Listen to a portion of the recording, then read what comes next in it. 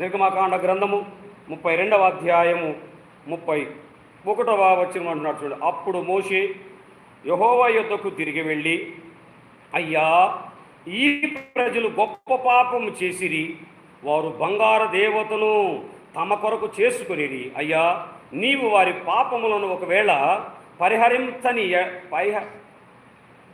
పరిహరించితివా లేని ఎడల నీవు వ్రాసిన ఈ గ్రంథములో నుండి నా పేరు తుడిచివేయమని బ్రతిములాడుకొనుచున్నాను. చూడండి, ప్రజల పక్షమున మోషే ఇశ్రాయేల్ పాపములు ఒకవేళ తీసివేయకపోతే, ప్రభా, జీవగ్రంథంలో నా పేరు తుడిచేయి ప్రభా. ఎందుకు? నన్ను నాయకునిగా నియమించా. నేను గొర్రెలు కాసుకునేటువంటి వాడిని, నేను నత్తివాడిని, నోటి మాన్యం కలిగినటువంటి వాడిని. నన్ను నీవు నాయకుడిగా ఏర్పాటు చేసుకున్నావు కదా. నేను వారి పక్షమున నీవు చెలవిచ్చినటువంటి రీతిగా ఆ ఐగుప్తు దేశం నుంచి వారిని నీవు చూపించిన